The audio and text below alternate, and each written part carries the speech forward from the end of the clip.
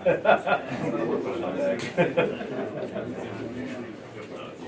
exactly right. Especially if it's like right next to it. That would be bad. All right. How's it going?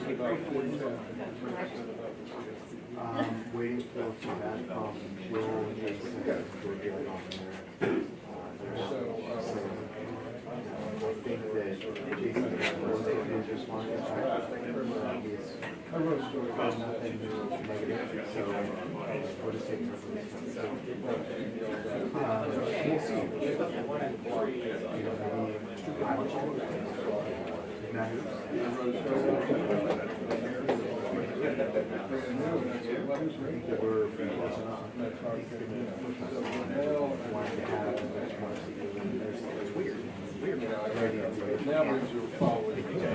Welcome. I am I'm Doug Holzaken, President of the American Action Forum, and we're pleased to have you here for our event on the future of Fintech. I don't know if I'm a bigger fan of Fin or Tech, but I'm looking forward to this. We have an outstanding keynote speaker who is going to look this way and walk in the room. We're delighted to have Congressman McHenry here to speak. He has represented the 10th District of North Carolina for 7 terms, is that right? Is the Chief Deputy Whip of the House of Representatives. And for the purposes of today's event, most importantly, he is Vice Chairman of the House Committee on Financial Services. He is a great friend of AAF, and we are delighted he would take the time to come and share some remarks, and I welcome you to the stage. Well, first of all, thank you all for being here on such a beautiful day in Washington. I'm just grateful for a little bit of rain, so it knocks down the pollen. So pardon my voice if I turn into, the Bobby Brady from the Brady Bunch with a squeaky voice. Also showing my age by referencing the Brady Bunch. But thank you all for being here this morning to talk a little bit about FinTech. Really, Doug, thank you for your leadership. You've been a fantastic leader for the conservative movement, great leader for policy, serious, substantive policy, which is what we should really be about here in Washington. And you've been effective. And American Action Network is one of those highly effective organizations that I count on for your work. So thank you so much, Doug, for your leadership. Look, it's exciting times to be here in Washington. We've got a great opportunity to move policy and a great opportunity to make a difference for the American people. Those not just in large urban areas, but those in the rest of the country. And I think out of what we learned in this last election is the balance of power in this country is this push and pull between urban and rural. And out of this last election, we see that those in rural communities desperately need help. And so, my coming to FinTech is something that has been like a long process as a policymaker. Now, talking about FinTech, first of all, I want to at least give some context for this. Saying FinTech will be kind of like when Amazon started 20 years ago to call that like an e-commerce site or a web page, right? It will be something viewed, if we use the term FinTech, it will be something viewed in 10 years as a anachronistic frame of reference for what is really the utilization of technology in finance. It will be so deeply embedded in the world of finance that the terminology will seem really as goofy as the first phases of the Internet 1.0 does now. And I think what financial services, what technology is bringing to financial services is really fundamentally shifting the way that we deal with our own finances and the control that we have over them. But the reason why I came to this is not to create the next big FinTech firm. It's really to solve the problem that I learned as a kid growing up. My father and his business partner wanted to, my father had a buddy who lived down the street with 5 kids. I'm the youngest of 5 kids. And so with 5 kids and 5 kids, you've got free labor. And so they were always trying to find a small business to start because they both didn't have rewarding jobs that they wanted to serve in long term. And so they started a lawn service because anybody can mow grass, even my dad. and actually, most especially the tin kids. And so my dad got a contract to mow grass at a very large hospital in our community. And they had one plug-in weed eater and 2 push mowers to mow a few hundred acres each week. And so they needed to go out and get a piece of technology, then really a lawnmower, the best lawnmower they could get. And that lawnmower they could get cost, well, almost as much as a house did at that point. And they bought this piece of machinery because they had a salesperson who was willing to let them demo it and get the first payment in.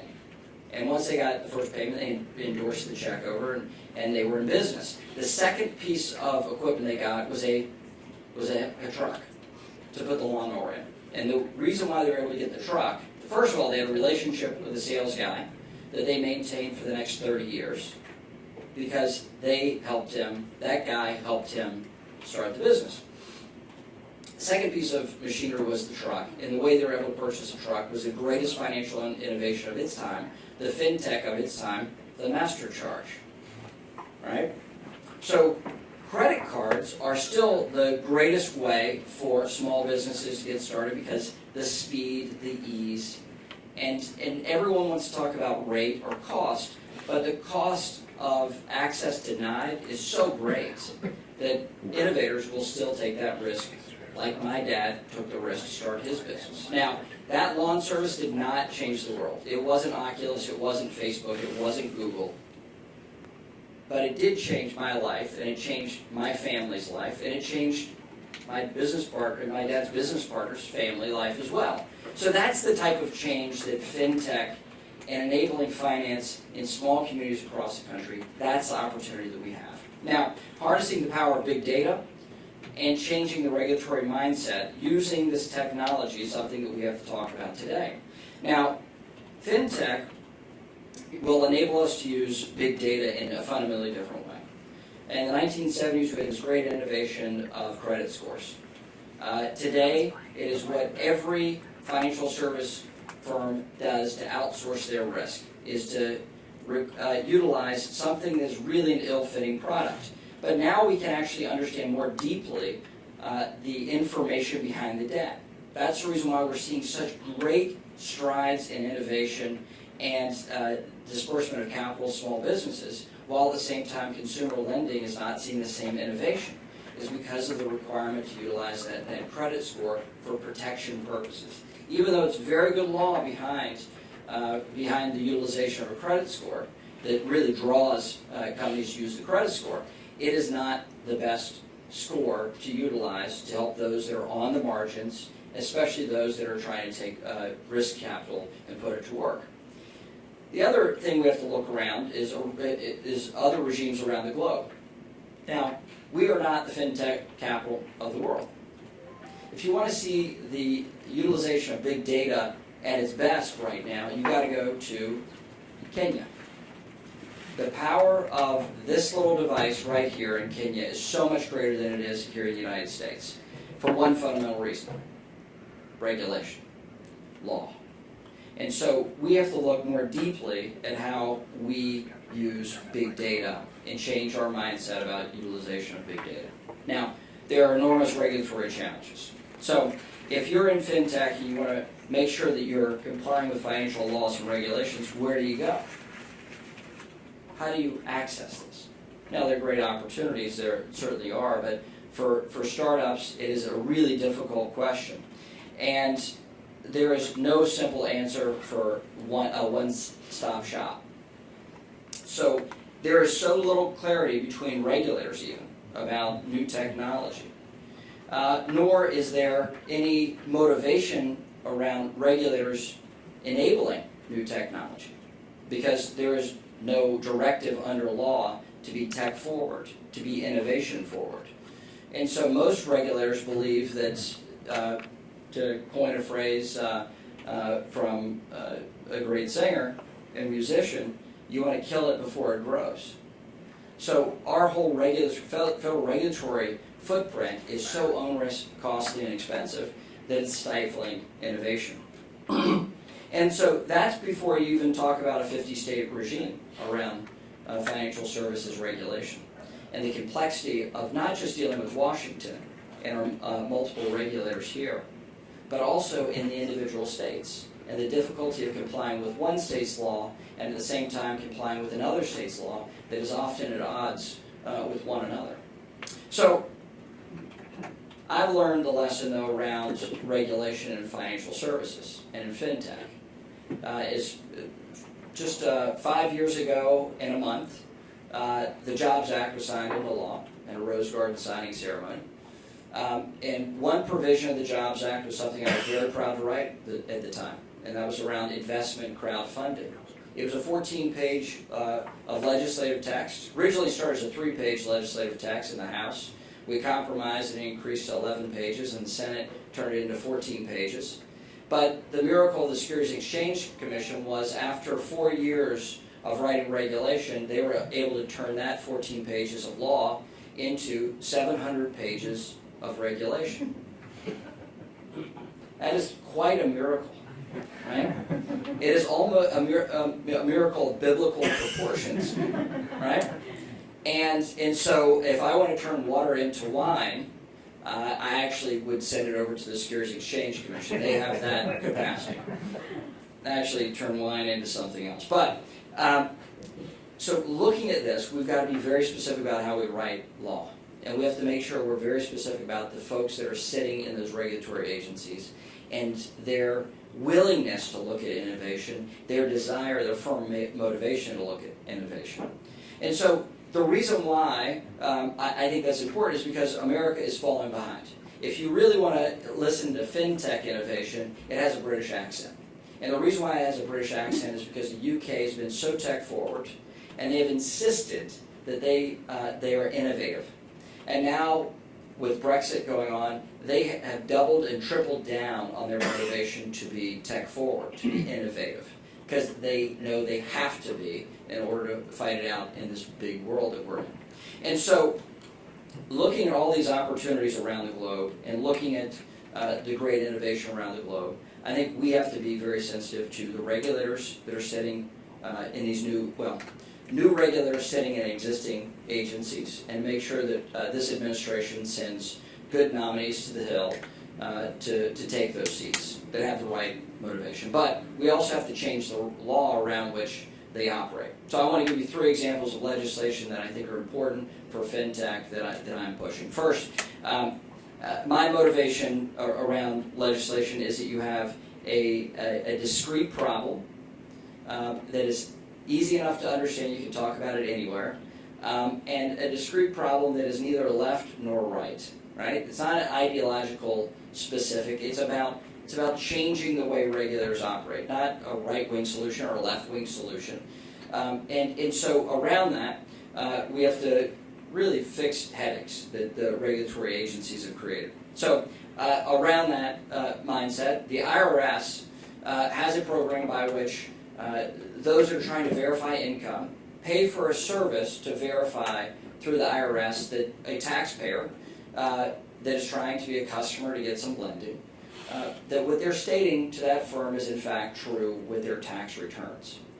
And so the IRS has a program, and it enables fast technology firms that are willing to pay this extra price to get 7 to 10 days later a verification that somebody actually is making what they said they'd make. It takes them 7 to 10 days to simply ping your record and say, yes, you make between $50,000 and $60,000 a year. Now, the great thing is, the IRS doesn't simply mail it to you, because that would be so 1950s. They actually moved to the great innovation of the 1970s and 1980s, the fax machine. And so they fax these tech firms verification of income.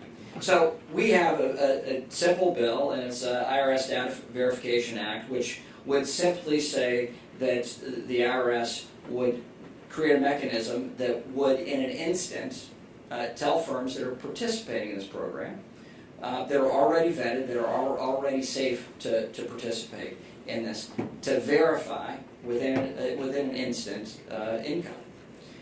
It's a very simple program, but that also will get small business capital and individual lending going much more quickly. That helps existing firms and new tech firms as well. Second bill, simple idea that when you have a financial contract, it is valid when made. And that means that we should roll back the Second Circuit Court's decision in this Madden case. It really fundamentally undermines our capital markets. It undermines federal regulation of important interstate commerce matters, and we need to return to a consistent, uniform system across these platforms for existing firms and for new firms as well. We're working to get Democrat co-sponsors. We have some new interest in the House among one of my Democrat colleagues, but we're still working on Republican and Democrats in the Senate to co-sponsor this bill. Third and finally, I am going to be reintroducing the Financial Services Innovation Act. This bill is a much broader reach than I would normally attempt to legislate. But I think we have to have a new paradigm for regulation in Washington. And the new paradigm, by the way, is not the structure of the CFPB. The new paradigm is to take all of our existing regulators and say to them, you must be tech forward, you must be innovation friendly, and you must use data in order to enable new regulation. And so what this does is take us from the old analog command and control system of the regulatory state and use the new opportunity to permanently beta test regulations. Now, it's not simply the sandboxes approach from the UK. That is their solution for their challenge. It is using and utilizing the existing capacities we have with regulators here in Washington. And we certainly have enormous talent in these agencies. We need to reposition those assets and say that you must have a default yes to new innovation. And you can then test that new innovation out, collect new data to ensure that you are meeting the demands of the consumer and also protecting the consumer. And through that new data, that permanent beta testing, you can then shift regulation and you can demand changes in law as a result of new data. So those are three great opportunities for us to have a much more nimble and accessible and responsive regulatory regime. Now, why now? Let me just finish with this. You know, if you're in Silicon Valley, all the pitch ends with this basic question: why you, why now? It's also the basic question that we ask for politicians running, whether you're running for president or in the lowly House of Representatives. We ask, why you, why now? So I believe that financial innovation is at an inflection point. Globally, that is true. America is lagging behind, and so we're either going to be the leader in the world in the next few years, or we're going to let this great technology be outsourced to other locales around the globe. And it's time that regulators treat innovation no longer as a threat, but as a real opportunity for Americans to meet the needs of Americans, but also to protect consumers better. And finally, I think it's time that we recognize that federal regulators are allowing the states to kill innovation. We have to change our mindset here, and we have to meet these demands. So, thank you for the opportunity to speak to you about a few of these matters. And would love, if we have time, Doug, on your time frame, if any questions.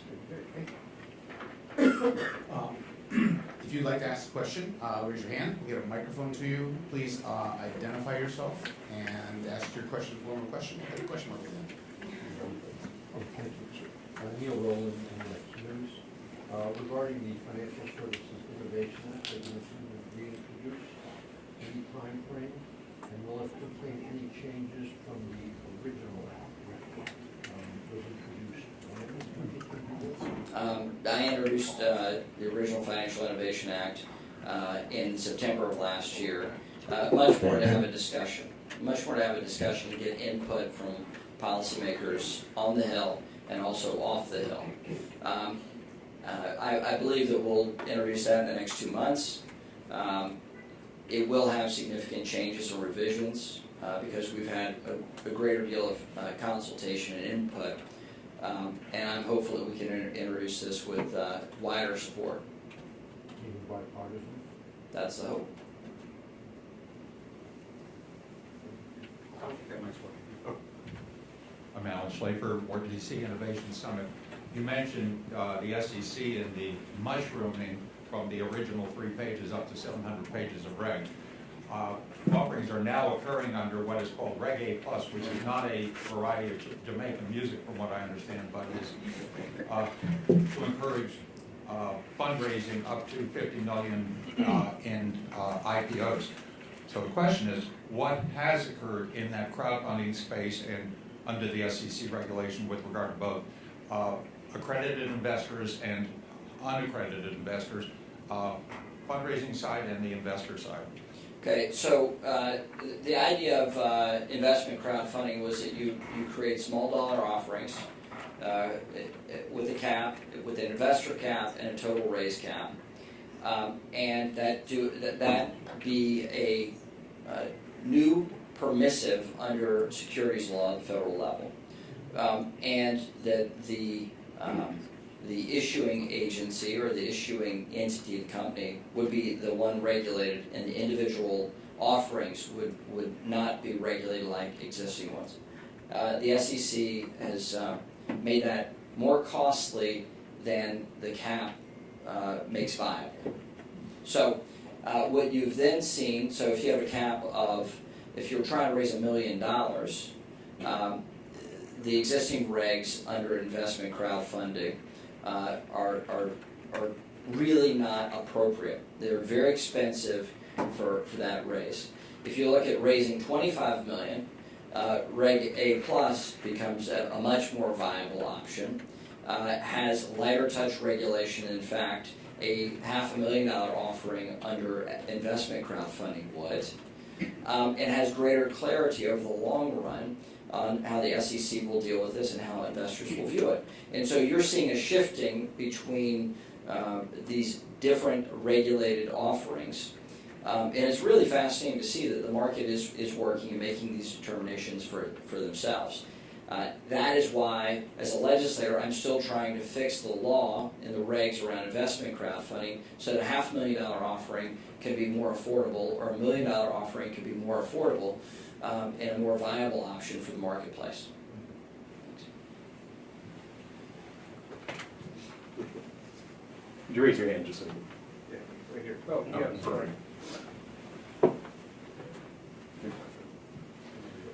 Greg Roberts from Bloomberg BNA. Can you did say that there will be significant changes and revisions to the Financial Innovation Act. Can you shed some light on what some of those might be? No. And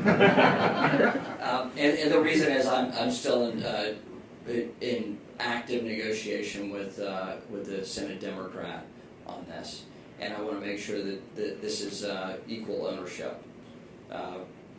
This is something that I've spent the last year working on, and I've now been able to work with the Senate Democrat for the last 3 months on getting them in a similar spot to sort of my worldview on financial innovation. Which one might that be? No announcement today. Okay, since that was such a short answer, what's your take on the OCC Fintech Charter? It's a great question. I think it has the right motivation. I think the speed by which they were trying to achieve it is unrealistic, and I think this should be left to the next comptroller of the currency to finalize this. I believe that, well, first of all, I want it to be a viable option. I think it needs to be a viable option. And I'm concerned at current status that it will not be as viable as it could be if given more time and well, yeah, just given more time, period. I think we have time for one more. Thank you, Congressman McHenry. Jackson Gillen with the Milken Institute. Question about your financial services. So you're like the new Daniel? Yeah, Daniel was my prior boss. Yeah. Yeah. He's sitting in the back. So Always watching me. He's always watching me. Yeah. yes. Question about your Financial Services Innovation Act.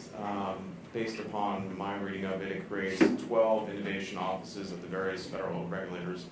and then it creates a liaison committee. Two questions to that. If I'm a fintech, how does this help me try and figure out who my primary regulator is? And secondly, what happens if the SEC, CFPB has a larger voice within that liaison committee that may not actually regulate me, but because of what they say in the committee might have a detrimental impact? Well, the idea of the we're not trying to recreate the FSOC, we create some sort of extra jurisdictional regulator. What we're trying to create is just the conversation between the regulators. It is not intended to be a regulatory directive out of that. It is simply saying, all right, everybody says you're in favor of innovation, why don't you all actually talk? And they don't exist, they currently don't talk to one another about financial innovation. They currently barely talk to each other at the FSOC. And so it is not intended to be some regulatory play. It's simply a matter of sharing information. That's one. Two, the question of footprint and who do you go to is one that we're trying to resolve with this newly introduced bill. And to make that a little more clear on how you get routed and how agencies are to be able to share. What you're doing is actually not a FDIC is not the appropriate place. You need to go to the OCC. That type of conversation. The idea here is that all these agencies currently have financial innovation resources.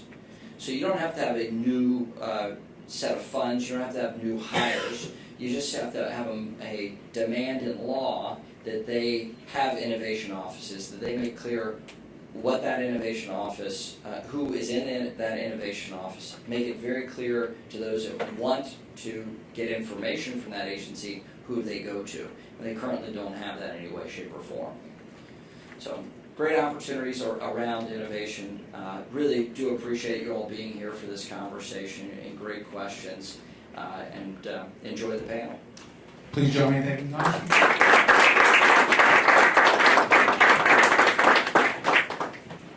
We're going to do a quick flip of the stage and bring up the panel. And while that happens, I have the privilege of introducing Victoria Finkel, who will moderate the panel. And thank her for doing this. It's a repeat appearance at the American Action Forum. She's an outstanding freelance journalist who writes on all topics of financial economics. Please come up.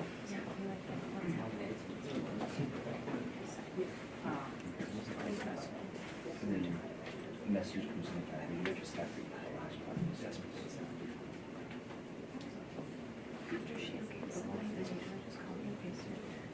yeah.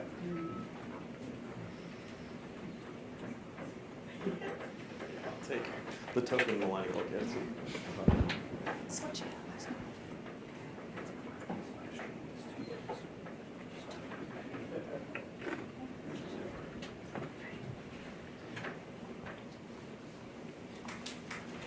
Great.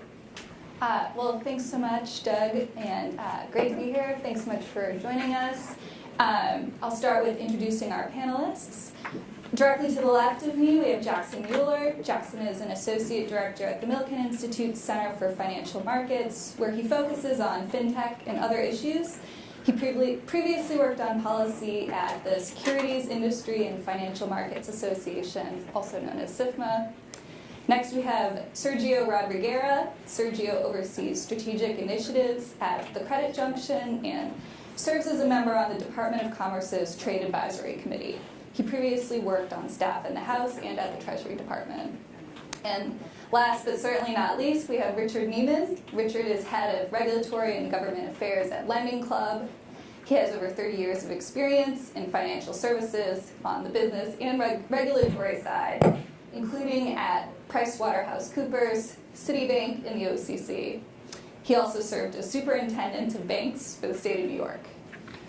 And to start off, wanted to start kind of broad. We heard from Comptroller of the Currency, Thomas Curry, in December when they released a white paper on exploring the possibility of a fintech charter that customers' needs and expectations are changing in dramatic ways.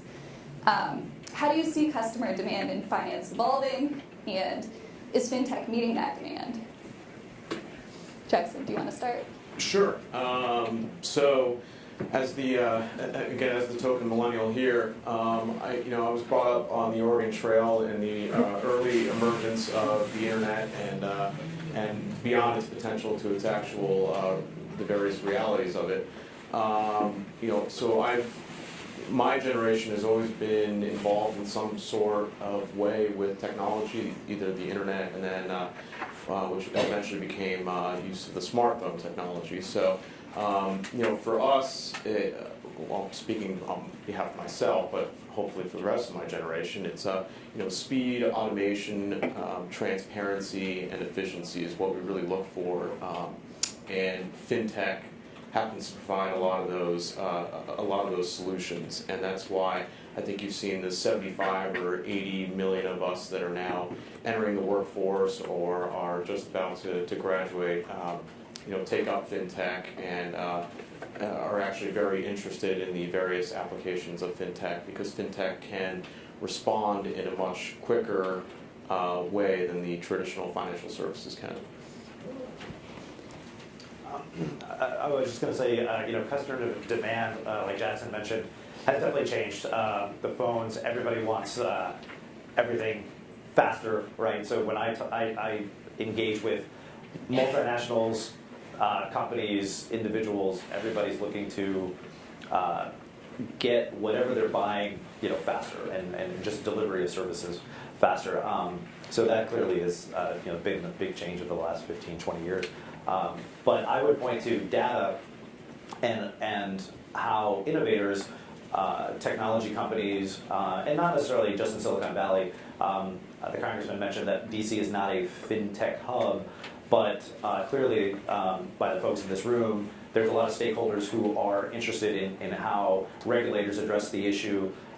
You do have some companies actually in and around the area that are fintech platforms. A lot of us, our company is based in New York, but the big adoption that we have been doing is on data and better analyzing customer transactions and better trying to come up with algorithms that not necessarily automate the credit decision-making process, but how we try to incorporate in all sorts of data points and data streams that are available through innovation and just the technology burst that we've had over the last 15 or 20 years. So addressing that and how we do that responsibly, transparently, is something that on our side we are trying to address. Yeah, I'll just pick up on the same thing. It's technology is impacting all our lives. People just didn't wake up one day and they decided they don't want to go into bank branches anymore. They are focusing on the immediacy, the price, the ability to compare. So you have the lending trees developed. Not being a millennial, our business was created a decade ago as a peer-to-peer. The initial focus was gaining customers on Facebook. So we were the first fintech company on Facebook with this concept of introducing of friends lending to other friends. And that certainly has evolved over the years. And while our initial customers were predominantly millennials, that is not the case anymore. We are the largest peer-to-peer, now referred to as marketplace lender. We've facilitated over $25 billion in responsible installment loans, and the primary users are Jackson being excluded, are not millennials. You can see this age has increased year over year. Yeah, and clearly fintech continues to grow apace. What do you sort of see as the biggest challenges facing the growth of the business this year, and what do you make of concerns about a fintech bubble? I'll jump in because this is something that keeps me up at night a lot. The issue of when the term fintech isn't necessarily well defined, right? So there are various verticals. There's lending, there's blockchain, there's payments. So it depends on the audience, or it depends on what specific issue you're talking about. When you look at what's happened, a lot of people are moving to conduct transactions, going to Amazon, going to a number of different platforms to buy simple things, buy groceries using Instacart, whatever else that is. In terms of lending, which historically was always done at financial institutions, obviously the growth in fintech, at least on the lending side, has been to democratize capital, allow for platforms of various types to assess risk and deploy capital. Well, you could use the lending club model, you could do peer-to-peer, you could do ours, which is a little bit more, and we do small business lending, so it's a little different. Also, our capital is institutional. We have investors, we have a credit committee, so we look differently and act differently than a bank. But in some cases, there's a look and feel. I have underwriters and credit analysts that assess the risk. But you could potentially have bad actors or others who may create a website and say, I can lend you $5,000, $10,000, whatever the number is. So there are a number of potential risks with that. So that's the biggest thing. Not necessarily, I'm not calling for more regulation, but understanding and provide, and we're big on education and providing resources to, at least in our case, small business owners, so that they know everything that we do. We're very upfront about that, but also so that we distinguish ourselves from some of those other folks that a lot of folks are looking online, looking for research and answers and questions about financing, and we want to make sure that we're responsible actors. But unfortunately, there are some out there that are not. Just to echo what Sergio said, the lack of clarity around what is fintech is certainly concerning. I've been involved in this space for almost 3 years now, and I can tell you, I don't know what fintech is anymore. I got to be honest. Are we talking about insurtech, regtech, payments, on the online lending space? Not even sure what online lending means anymore. Or insert your name here tech. So there's so many branches underneath fintech that it's in almost every comment letter that I've written in the past, I always caution regulators to please take a couple minutes or a couple hours or maybe a couple days for you guys to figure out the differences and the distinctions between the various models in these subgroups of fintech. And I think that's a serious challenge. But to say that regulators, I would also note that regulators have gotten better at understanding what's involved in fintech, the different models, and that sort of thing. When Treasury came out with their RFI back in November of 2015, they had analyzed about 10 lending platforms. That's great, but there's definitely more online lending platforms out there. And so I think through all our comment letters over the past couple of years and through their additional research and other regulators' research, they've gotten better at understanding the differences in the models and much more educated on fintech. I will say that it's also a challenge in understanding, when you say fintech, are you talking about Goldman Sachs? Are you talking about NASDAQ, which just called itself a fintech firm a couple months ago? Or are you talking about the small startup in a garage? And I think taking the time to understand the differences in the various models embedded underneath fintech is certainly necessary. So one of the largest regulatory challenges impacts the growing trend of partnerships between traditional banks and platforms. And though the industry, when it developed, and some still continue to refer them to themselves as disruptors and fighting the big banks, I think you will see this growing trend, and you've all already have some very large partnerships between large banks, small banks, and platforms of all sizes. And the issue there is, particularly from a bank's perspective, what will my regulator think of this? And the regulators, both the OCC and the FDIC, have been trying to clarify through issuance of guidance what are the expectations of the regulators with respect to these types of arrangements, whether it be a referral arrangement or a white label arrangement between a bank and a platform. Great. And sticking on the policy side, but sort of zooming out a bit again, What do you sort of see the elections meaning for the industry? So far, we heard Congressman McHenry is certainly continuing to work on some of his initiatives, but big picture, the conversation's really been yet again around Dodd-Frank, reg relief. How has the political landscape, has that impacted your expectations for policymakers in the fintech space? Just speaking to the executive level of government, I would love to know what the Trump administration thinks of fintech. I think there wasn't anything in his plan, during the election. I think you had, Hillary Clinton in on her website, she mentioned online lending and blockchain and payments, and she may not have understood any of those things, but at least she had them on her website, so you could at least get a sense that someone was working behind the scenes to inform her of what's going on out there in the innovation space.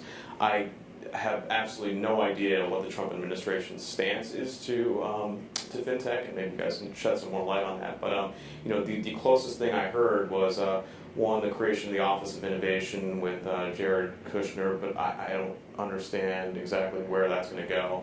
And then the second thing is Treasury Secretary Mnuchin talking about artificial intelligence not taking jobs for the next 50 to 100 years, which kind of blew my mind. So I'll leave it off to you guys on that one. I was gonna. So when I was sitting on the House Financial Services Committee, and this is back in 2012, 2013, we didn't necessarily call it fintech. I was part of the Monetary Policy and Technology Subcommittee, so we were looking at this change in banking post Dodd-Frank, post financial crisis world. And what was evident to me was that financial services was changing, and that a lot of people don't necessarily go to their local branch to take out a loan. They're looking online for various resources. So given all that, which we now obviously call fintech, it opened up the door to increasing opportunity. So at our company, and I think all of us feel like we're filling a void, and I can specifically talk about small business and small business lending. So if you look at the challenge that small businesses have, the banks, unfortunately, post-financial crisis, have dealt with Dodd-Frank and a number of issues. If you look specifically at C&I loans, which is what we do, but great data that the Federal Reserve produces, so you look at Z1 or H8, small business lending has been, it started decreasing before the financial crisis. Financial crisis happened, and then the problem sort of exacerbated, and we've never really returned to pre-financial crisis. Never. So there's a void. Companies like ours are trying to address that and address it responsibly. I'm not engaged with the new administration, so I have a lot of friends who are coming into place at the Treasury Department and within the regulators. But I'm excited to hear what they have to say about it. Like Jackson, we're all sort of watching what sorts of ideas they may have. Clearly, we're, like I said, trying to address the problem. That problem's not going away. So yeah, we'll see. So in a town that is quite divided politically, if there's one issue that should, and I believe will, have bipartisan support, it's fintech. I think the policymakers' understanding of fintech has been evolving. I think you saw one of the most sophisticated one this morning from a legislator. But I think there's a growing consensus, both at the regulators and on the Hill, about the benefits that fintech can bring to consumers, particularly small businesses, by expanding access to credit or lowering costs. I think you'll see it both on the Dem side. They see the opportunities for financial inclusion and the outreach that this type of technology can provide. They also see the risks and potential harms for consumers. On the R side, they see the new entrants as a great market competitor factor to introduce into the financial system and lower costs and expand access to capital. So, I'm pretty hopeful and optimistic that the bills like Congressman McHenry had introduced and spoke about this morning, really should have bipartisan support. Just to echo that. So the reason I got out this paper, because I meant to try and memorize what this House resolution actually said and couldn't do it. So last year, the House passed House Resolution 835, which gave the sense to the House of Representatives that the U.S. should adopt a national policy for technology to promote consumer access to financial tools and online commerce. That vote was 385 to 4. And here I am thinking about this going, oh my God, they're actually doing something on the Hill and in the House, and I'm getting all excited and amped up, and then realized it was a House resolution and not actual legislation with any teeth. And I think, the problem with this bipartisanship on the outside, when you kind of go back into each person's individual office, they have their own sets of both pros and cons of fintech. And I think when Congressman McHenry when he launched the initiative with Congressman McCarthy last year, the Innovation Initiative, they had proposed a number of really good bills, but they have to go through the sausage-making process that is Congress. And so when those bills go through Congress, no matter how much we supported a number of the provisions in a couple of those bills, they were stripped out. And so at the end of the day, you kind of go, well, at the same time as you promote this House resolution, you're not making a lot of sense, because you're also stripping a lot of this good fintech policy out of some of these bills. So I think it's a work in progress, and especially over the last probably year and a half, you've seen a lot more formation of caucuses surrounding technology on Capitol Hill. So payments and innovation caucuses, blockchain caucuses, fintech caucuses. So there's a lot more movement, and I'm hoping there's going to be a lot more education that kind of brings better bills to the floor. Great, yeah, and I'm curious, if you guys can speak to any specific bills that are out there that you're particularly supportive of, or the kinds of efforts you would like to see from Congress. Any thoughts on Congressman McHenry's Innovation Act, or some of the other measures he mentioned? Well, certainly the reference to Congressman McHenry's valid when made proposal would go a long way in clarifying removing any uncertainty that a loan is made by an FDIC insured institution, is valid when made, and doesn't lose that status when sold to a third party. It's a doctrine that has been around for quite a long time. The Solicitor General, as well as the OCC, in amicus briefs to the courts, said the Second Circuit got it wrong. Even more importantly, it is impacting credit in those states impacted by the Second Circuit, and this is an important piece of legislation that, again, should not be viewed in partisan terms. So we don't specifically do blockchain, but what's interesting about that whole debate and discussion and innovation that's happening there is that what I call a digitization of financial services. So it's something that's been happening for many, many years. When you look at consumer lending, even small business lending, unfortunately, it's areas that have been a little bit left behind from some of the financial institutions. So this move towards the cloud, this move towards being able to upload information faster, more efficiently, all of that has led to an increase in some operational aspects of banking. Regulators, I believe, in some cases are aware of that, but there may not necessarily, I believe the sandbox or innovation offices at the regulators you don't necessarily need more funding or more bodies. It's just, this adoption that's been happening. Some of the regulations, I think, may need to be, reviewed. Obviously, ones that have been written before all of this innovation, but I can't point specifically to pieces of legislation that I've seen out there. But this increase will, the banks are catching up, right?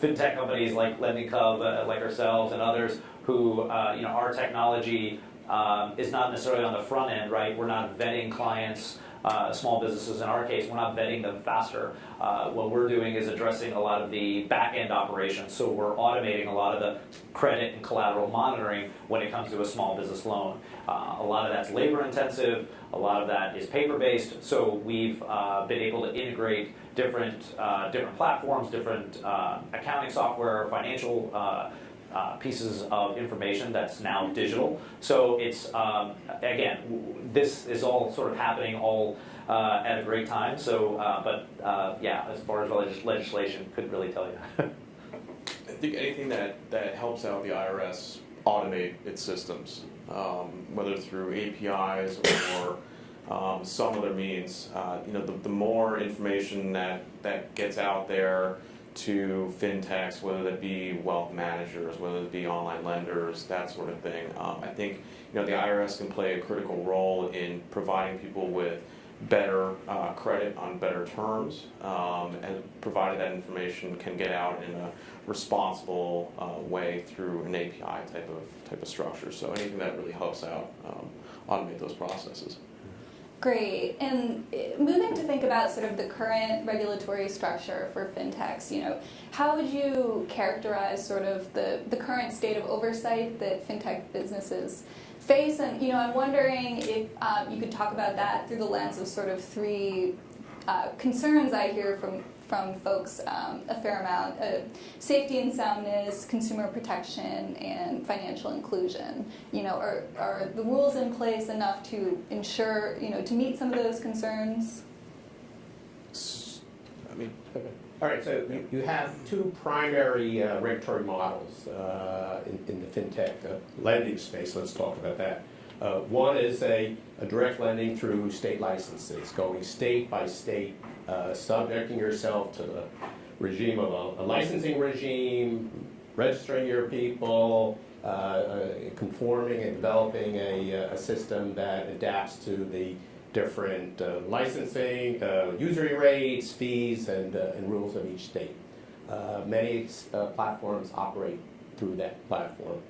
Others operate through an issuing bank model. That's the model that we use, and it's often beneficial for startups because it provides a regulatory framework where you have a regulated entity with responsibility for all the operations, including those of third-party service providers. So we operate through an issuing bank, subjecting ourselves to federal oversight as a result of the regulator of the issuing bank through the Bank Service Company Act. And those regulators, both state and federal, of those issuing banks take this very seriously and visit on site as well. Banks that partner with us also provide another level of oversight. So not only does the issuing bank have regular oversight of third-party vendors, but any bank that partners with us, either buying our loans from us or through a white label program, also does significant due diligence and ongoing oversight.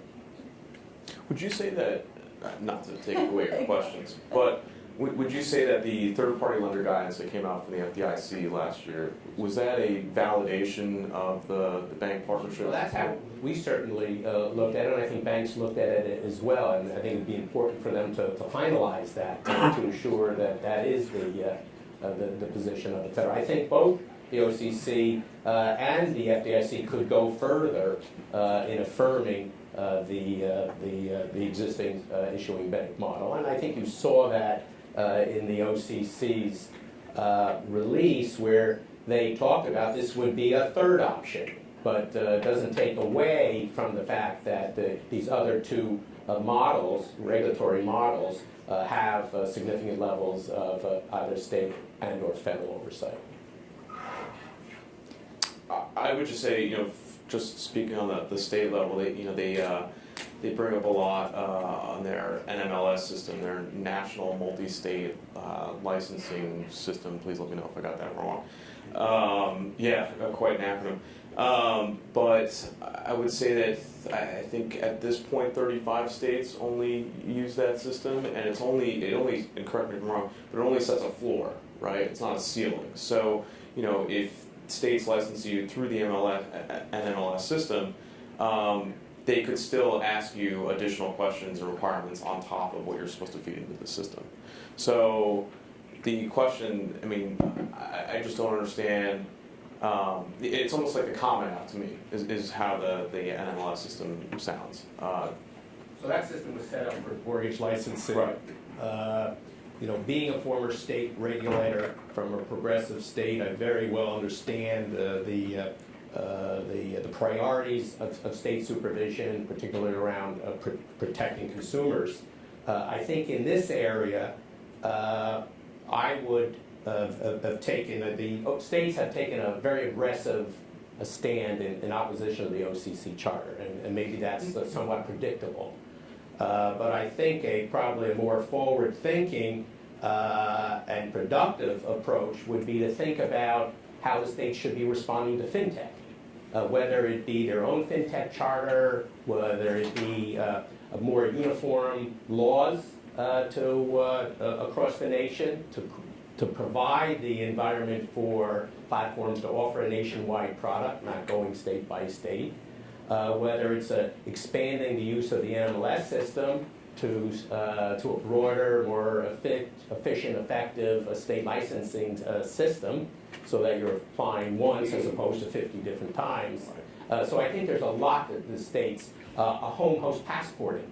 We all know the concept of home host passporting in the EU. There's certainly no reason why states could not adopt those same types of programs in the U.S. So one state would honor and recognize the home state as that platform enters the host state. And yeah, I guess diving in a bit more on the OCC's efforts around the FinTech Charter, they recently collected comments on their draft manual. What are your thoughts on where they're coming down on this? And I know there's some concern about if it's too onerous, will anybody even bother to adopt it, or sort of who is it appropriate for? What do you make of the OCC's efforts so far? I think it's a great step, and it gets the conversation going. I don't think it's the panacea that the fintechs need at the national level. I think again, from the institute perspective, we support the underlying merits of the bill, the white paper and the draft supplemental that's been released. But they again, it goes back to calling this a fintech charter, and quite frankly, they say bank permissible activities are allowed to be part of this, allowed to receive this charter. Frankly, I don't know what the guidelines or parameters are on that front. Who gets in, who gets out. If I have like you were saying earlier, if I have a website interface, am I a fintech? I don't know that there's much clarity around that. And I think the positives are they give some flexibility into kind of determining and going through this process, right? And I think that's a good thing, because if you start doing rigid standards and that sort of thing, you're going to get into a lot of trouble. But at the same time, how much flexibility is too much flexibility, and does that create a lot more legal uncertainty, which makes this ultimately unviable? Yeah, I think it's a great first step. I would even say that Treasury, with its RFI release in late 2015, was a great first step as well. I don't think that, formerly being at Treasury Department, I was excited for that as well. And there was a lot of engagement and discussions with the building and with the White House at the time. But this administration, we're 93, 94 days in, so we have yet to see its stance or its engagement on fintech. But I think it's still early. I think the OCC is doing their part. There will be obviously change with Mr. Curry departing, I believe, fairly soon, or at least in early 2018. So there's some dynamics there. Some of the other regulators, obviously CFPB and others, that have looked at fintech. Again, we have yet to see, but I think I'm an optimist, so I'm excited about at least the regulators embracing and looking at the issue, because yes, as Jackson and Richard mentioned, there are a lot of regulatory issues and challenges around that. Like I said, what keeps me up at night is not necessarily, well, sometimes it's making sure that we do what we are saying what we do, but it's mostly a lot of outside and potential bad actors that are coming into the space and not acting responsibly. So some at the state level have criticized the OCC proposal as undermining the dual banking system. I see it very differently as enhancing the dual banking system and actually bringing it into the 21st century by providing a third option regulatory framework for platforms to offer a nationwide consistent product to assure that the benefits and values from these new technologies can be provided in as broad a geographic area as possible. It will provide additional comfort, confidence to the banks that are partnering with us, that there's now a single federal regulator applying a consistent approach across the industry. I think you'll see in terms of providing a level playing field that the banking industry, traditional banking industry itself, will be supportive if it applies a level playing field across the board. And I think there'll be a focus on responsible innovation. So I think the concerns, particularly from consumer advocates, that this will be a way for high-priced or payday lenders to enter and to evade state usury laws and protections, I think are unfounded. I think the OCC, whether in a Democratic or a Republican administration, will assure that the bar is set high enough that this special purpose charter will only be used in a responsible manner. Great, and I'll give you guys one more and then open it up to questions if folks have them. Wanted to take a step back and think about the international global landscape for fintech. Congressman McHenry, I believe, said that fintech has a British accent and pointed to some of the efforts in London and the UK. He also mentioned some of the kind of groundbreaking work that mobile technology has had in places like Kenya. How do you guys think about the global landscape, both in terms of, where is the most exciting innovation happening, and, where are other countries sort of approaching regulation differently or better? So, in terms of forward-thinking policies and regulatory frameworks, I think the UK has certainly taken the first step. I remember there was a FT article a couple of years ago, George Osborne saying, I've seen Silicon Valley and we're not it. And then fast forward to today, where they're literally crowning themselves the fintech capital of the world. Now, as an American, I don't know if I can agree with that, but I think they have taken the first steps to really understand this space and to accommodate a lot of the technologies, whether it's in their own policy making or to support them through the British Business Bank investment into a number of online platforms in the UK to help small business growth.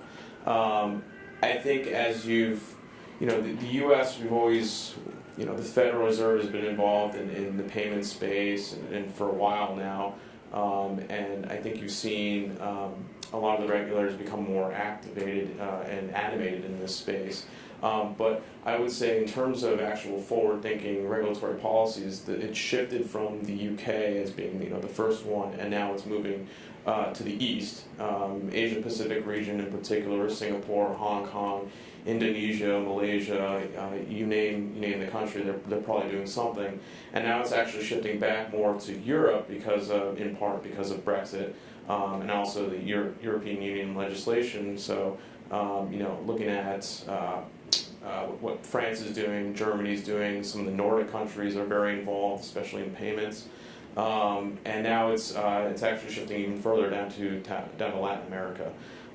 So they are certainly right to crown themselves the fintech capital of the world. But I think there's a couple other cities out there that are certainly right on their heels. And in fact, one report just came out that basically tied both London and Singapore as fintech hubs. So they're catching up. So I would argue that a lot of folks, when we talk about sandboxes and innovation, will point to the UK and Singapore and several others.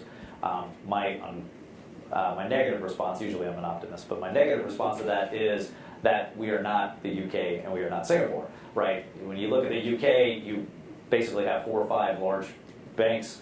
You have 2 regulators, right? So not just the difference in size and the amount of regulations or regulators and the number of banks complicating the issue.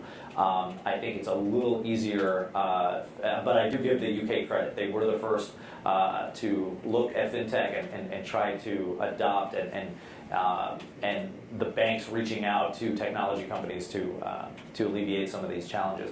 Where I see this innovation addressing international issues is in and around commerce and trade. Obviously, we're a global connected marketplace.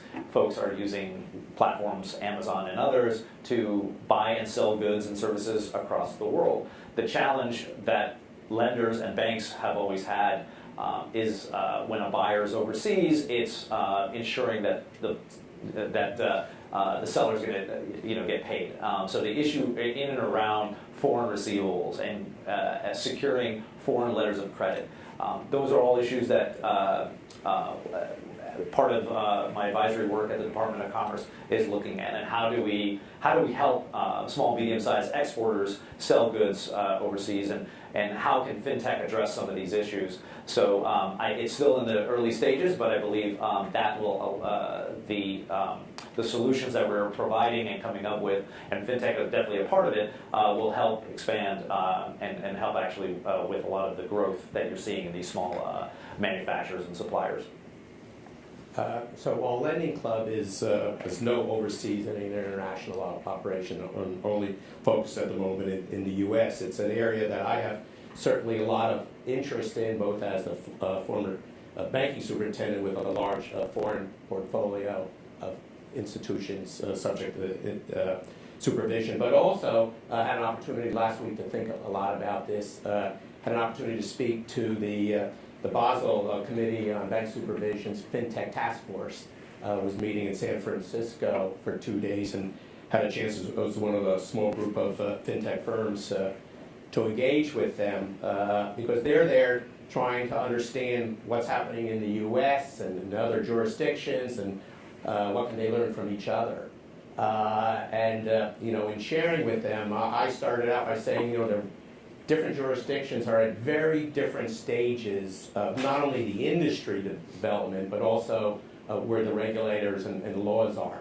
And I use 3 examples. So in the U.S., this industry has developed within our existing regulatory system, whether it be the state, whether it be the utilizing an issuing bank under our existing models, and now some of the regulators are beginning to think about whether there should be changes in the law. But for the most part, this is our existing regulatory system. In the UK, they created a new regulatory environment, new regulators for this industry, and even made as a national public policy, took some initiative to encourage lending into certain areas, like small business, with government funding in certain cases of investment funding. China, another example, and there were representatives from the PBOC and the CBRC at that conference. They took a very different approach. They said, let's just let this market develop, and we'll see how much benefit there is, and we'll see where the harms are, and then when things explode, they can address those problems. And that's what happened. It didn't explode. There were a lot of problems, and now the regulatory approach, the regulators are trying to set the rules to address it. So I think each jurisdiction is different, both in terms of how the industry has evolved and how the regulatory environment is going to evolve. I will still say the U.S. still has a competitive advantage, and that is, the diverse capital market system that we have. So fintechs, for as much as they would like to probably start in some of these cities that are trying to build, these fintech ecosystems and enabling environments, are still probably going to come here because of our capital markets, because of the amount of money and technology prowess out in California, New York, elsewhere in the U.S. I think we have Silicon Valley now, we have Silicon Slopes and Silicon Prairie. I mean, it's all over the place. So, we are, as much as our regulatory system is very fragmented, we are still very attractive to a number of firms, both here and abroad. Great. Well, that's a optimistic place to take a pause. If anybody has questions, I think a mic is coming around.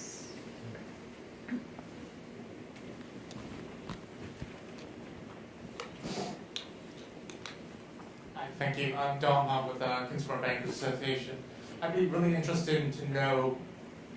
I think Victoria was asking a question earlier about potential, this idea of a fintech bubble. What do you think are some of the biggest threats to fintech firms in the U.S. and what are some steps we can do in the meantime to kind of ameliorate their potential effects? This is another thing that keeps you up at night. It's another potential recession or crisis, right? So fintech platforms, the earliest on-deck lending club, essentially have been around for 6, 7. Well, we've been 10 years. 10 years. Okay. So the majority, outside of them, the rest of us have only been around for, let's call it 5 or 6 years. So none of us have been through a downturn in the credit cycle. So there are a lot of issues around how the industry, how fintech will get through, or how will it adjust to, I mean, you're seeing a little bit of, I wouldn't call it a crisis, but you're seeing some change, right? You're seeing increased interest rates going up. How will that affect the various platforms? I think we're still, there are incremental changes, so you're not seeing a whole lot of changes. But God forbid something were to happen, some black swan, some issue, how will the platforms address? Because a lot of us have challenges when it comes to customer acquisition, right? The banks ultimately have an advantage over us because they have customers and they can, they're providing them all sorts of solutions and suite of services. Whereas platforms, unless you're directly linked and partnering with a bank, we have to go out and find customers, right? We have to, and so the challenges of customer acquisition, the cost of capital, how we survive through any kind of fluctuation or downturns is something that we're thinking about. I would just look at VC activity. So a couple of years ago, it was largely payments and lending space, and now you've seen a lot more investment going into insurtech, regtech. So as frothy as that market may have been, it's now they're starting to channel some of that funding into other areas of fintech, whether insert your name here, tech. So I think apart from the potential market risk, there's a VC risk, and I think you've seen a number of platforms, especially in the lending space. I think there's been 5 or 10 this year that have literally closed shop because they just don't have the cash anymore to pay for their operations. So that's certainly a risk on top of the market risk. Yeah, and I think coming from you said you're consumer bankers, it's the impact on the consumer. And does the consumer understand what he's getting? Can he afford the loan? Does he have the ability to repay? Was he in any way misled? So there are a lot of entrants in this market, and not all of them are operating with the same either cap on rates or practices, internal risk and compliance procedures. So there's always the risk that bad players will present reputational problems for the industry, and particularly those responsible players. And I think that's going to be of particular importance to banks, including many of your members, as to who do they partner with. If they don't have the ability to develop these technologies internally, community banks have really found this as a very attractive model, because this is an industry that used to dominate consumer finance, but lost out over the last 15 years to the large retail banks. Partnering with a platform provides the ability to continue to offer services to their customer base in a cost-efficient way, and to compete with the large retail credit card banks.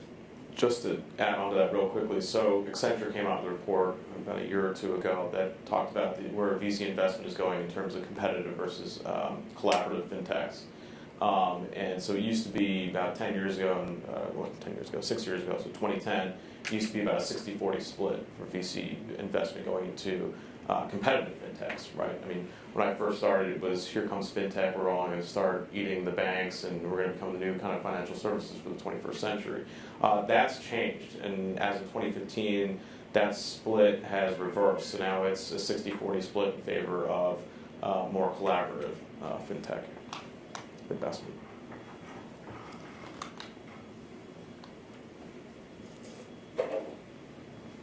Alan Schlafer, DC Innovation Summit. I've got two areas of question. One is you've been talking about all these innovations, potential impact. What is being done to protect against this massive wave we've seen of hacking, identity theft, fraud, and potential problems created by criminal and terrorist organizations transferring funds, aside from when the White House does it, of course. But that kind of problem, which can be very serious with the ease of transferring money. So that's question number one. I'm going to give you guys the floor on that one. So, one of the misconceptions, our platforms are the regulatory gaps, not subject to the same laws that the banks are, and that's just not true. So all the laws around OFAC and AML apply to platforms, and particularly any platform that partners with a bank will be subject to that same level of supervision from that regulatory authority. Also, platforms know that the risk of reputation, to the extent that that platform can be misused or in any way, is a significant risk and to the institution. So I see this as the ability of many platforms to use technology. So we use the technology particularly strong, so where we may be more traditional in our credit underwriting, even though we do it faster, more efficiently using algorithms, what we're really doing up front is to confirm who the borrower is. And we're using sophisticated, state-of-the-art computer technology to confirm the identity of borrowers and investors to assure the borrower is who he says he is. So there are a number of ways to use technology, not only on the data, not only on the underwriting side, but also on the information and security side. Yeah, we, and actually, because our offices are headquartered in New York, we take cybersecurity very seriously because the state regulators do. One of the things that companies like Lending Club, like ours and others, are streamlining and making the underwriting process a little bit more efficient, whereas companies like ours, we can provide funding in less than a week on a deal that maybe a bank may take 8 weeks.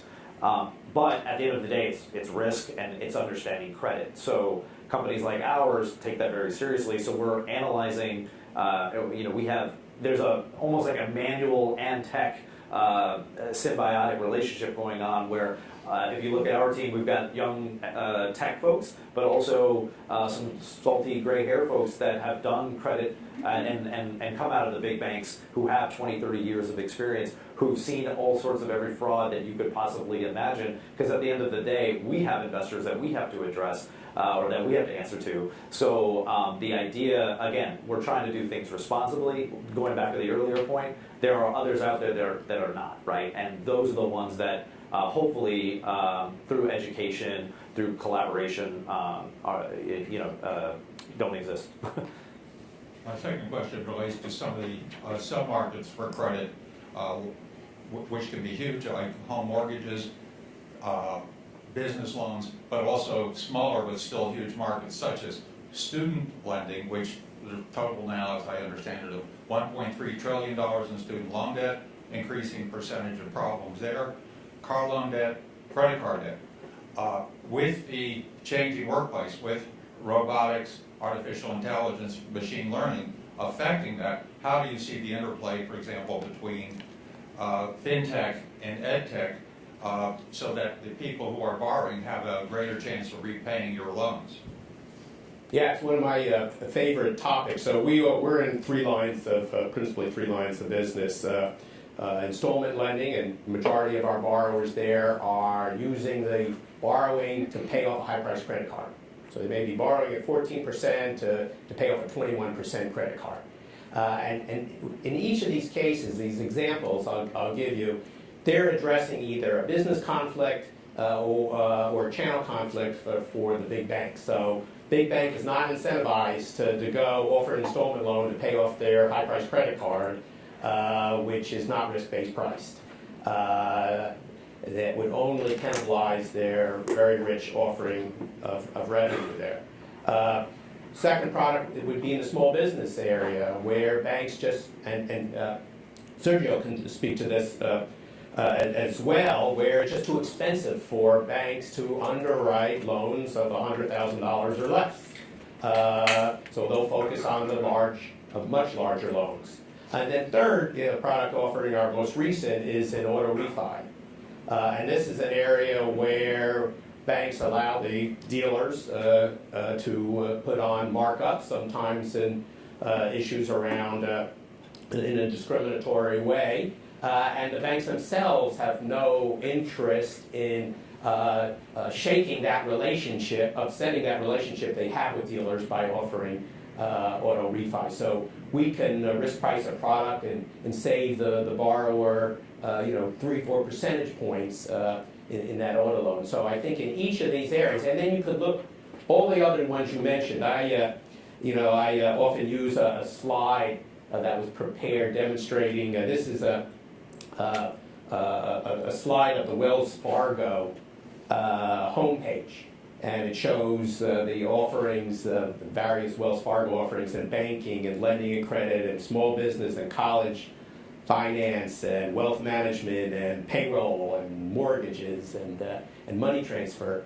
And then it lists all the types of, an example of the types of platforms that have evolved to offer at lower prices in a more efficient way. It lists 50 different platforms that now compete or partner with banks. And in each of these cases, they are bringing additional value, speed, efficiency, transparency that they had not experienced before. You mentioned artificial intelligence and machine learning, and one of the things that I know our company does, but several other fintech platforms are doing, is again, this explosion in data, and how do you better analyze that information? That's really the key. That separates, I think, a lot of times the winners and the losers. Incorporating or leveraging AI, machine learning, to better predict and model out how loans will perform. That's one of the things that again, given the amount of data and that we integrate in through APIs with institutions of various sizes, even the businesses, to share that information back to the borrower is huge, right? Being able to, we would joke around a lot. I think the Congressman mentioned FICO, and that, that's not necessarily a number that a lot of us just look at, right? We now, given the amount of data, we can look at a number of sources. But there are a number of pieces of information that we can analyze to get a better understanding of the business, not just looking at the P&L and balance sheet, right? That's just a snapshot. So companies like ours, and I'm sure Lending Club and others, are all looking at real-time analysis and be able to, again, share that and engage with the individual or the business. One final question in the back there. Greg Roberts from Bloomberg BNA. I actually wrote a story recently about sort of ECOA risk and big data, and the thing I led with was the thing that people talk about a lot, which is disparate impact and disparate treatment. But I actually came to think that the bigger factor, the bigger hurdle, is the explanatory requirements in ECOA, where if you deny someone credit, you're supposed to explain why. And that's pretty easy to do if you're using a FICO score, because the ingredients are relatively few and they're relatively understandable. But when you start collecting vast amounts of data and when you then apply machine learning and artificial intelligence to it, so it isn't programmed, and frankly, no one really knows what's exactly happening there, and then you deny somebody credit, how do you meet that burden of explaining the denial? Is that a real thing? Well, I think I can only speak for myself and what we do, right? So I can't necessarily speak for the industry, but it's something that when we deny a loan, right, an application, well, at least from a bank's perspective, I believe that ultimately you're trying to help your client, right? So they have that relationship. What we're trying to do is, again, we're a little bit different because we're not looking at consumer data, right? We're looking at small business data. So it's a little different as far as how that denial is done at the banks. I know for us, given our relationship with other platforms, right? So every business that comes, I shouldn't say every business, but a lot of businesses that come to us have a bank relationship. So they may have asked or requested or applied for a loan at the bank, an increase in their line of credit, for example, and the bank denied it. So they're looking for some other alternative resource. So they find us, either through a bank relationship or we have a multiple of partnerships with accounting firms and other banks.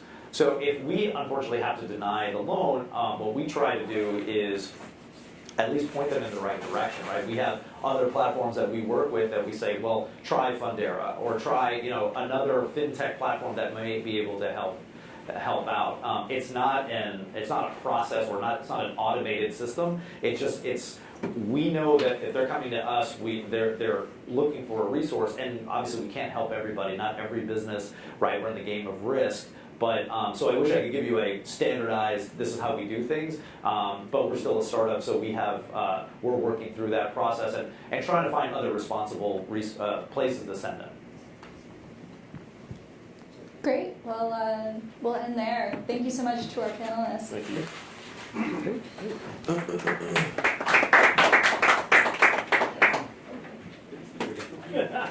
I think